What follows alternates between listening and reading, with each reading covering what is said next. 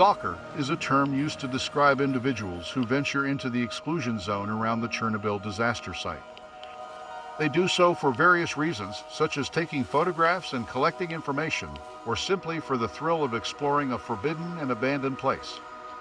Despite the danger posed by radiation, many people still visit the exclusion zone and engage in these activities. Remember that entering the exclusion zone without proper protective gear and authorization is illegal and can be highly dangerous to one's health.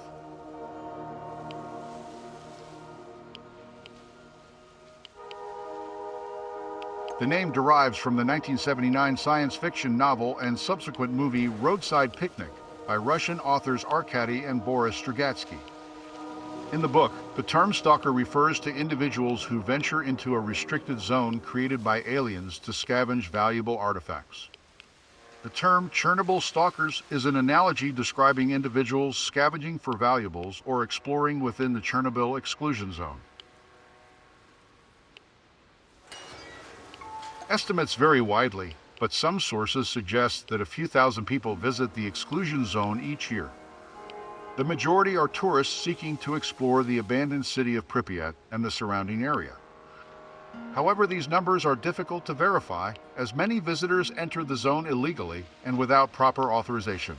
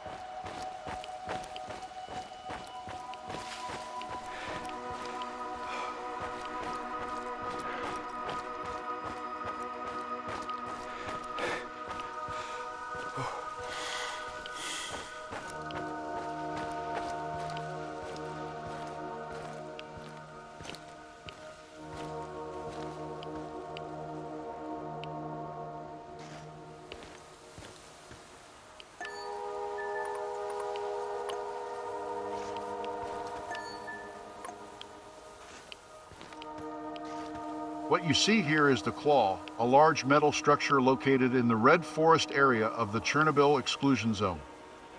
This equipment was used in cleanup and containment efforts following the Chernobyl disaster. Despite its notoriety, the claw acts as a reminder of the ongoing risks posed by the disaster and continuing efforts to address its legacy. It's one of the few remaining physical reminders of the scale and scope of the cleanup operation, involving thousands of workers and specialized equipment. The claw has become a symbol of the Chernobyl disaster and a popular destination for photographers and tourists visiting the exclusion zone. It depends on several factors, including the type and level of radiation, the duration of exposure, and the sensitivity of the individual. However, a dose of about 10 sieverts is considered lethal for the majority of the population.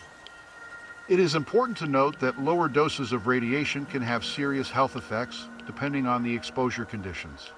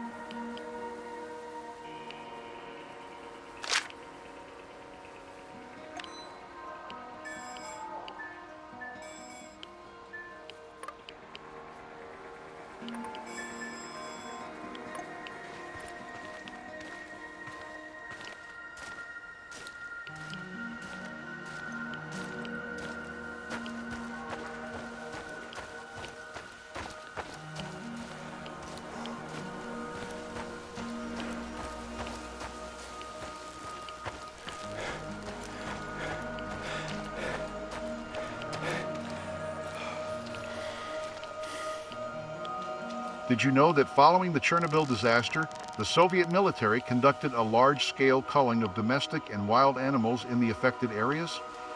This was necessary to prevent the spread of contamination, but it had a significant impact on the local ecosystem and wildlife populations.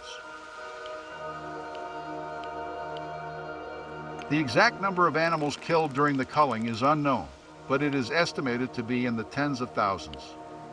This included domesticated animals such as cows, pigs, and horses, as well as wild animals like deer, boars, and wolves.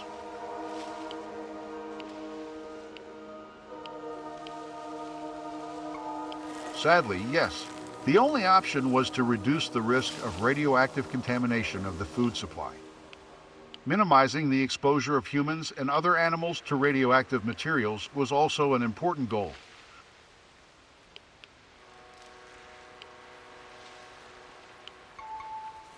Some dogs and cats escaped into the woods in 1986. Their descendants are still living in the zone today, despite the radiation. Volunteers and welfare organizations feed and monitor them.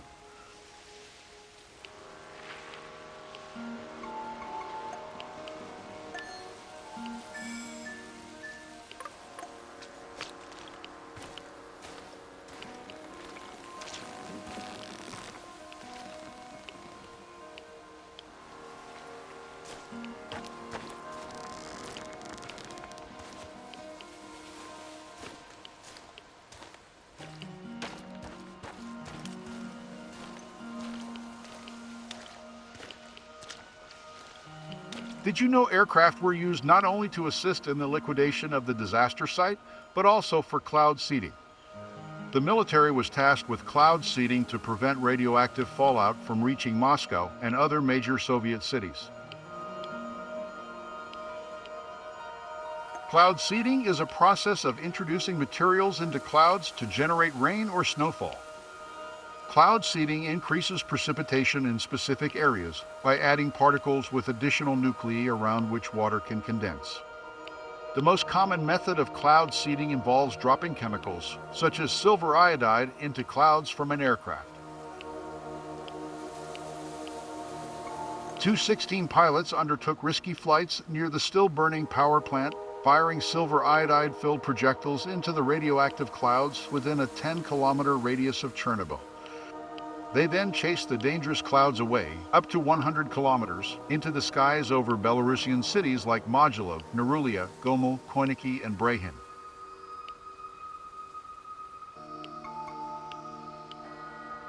From May to December 1986, planes made repeated flights around Chernobyl in an 80-kilometer loop, dispersing Cement 600, a mixture of cement and special agents.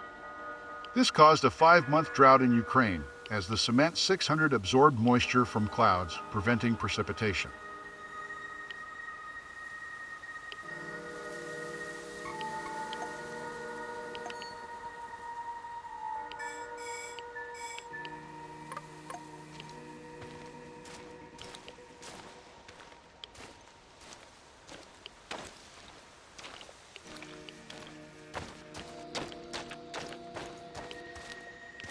Welcome to the Red Forest, a famous tract of woodlands located in the exclusion zone around the Chernobyl nuclear power plant. The forest earned its name due to the red color of the pine trees that succumbed to intense radiation following the nuclear accident in 1986. The Red Forest is still considered one of the most radioactive places on Earth. Its trees had to be buried to prevent the further spread of radioactive contamination. The forest's soil, water, and air are also irradiated.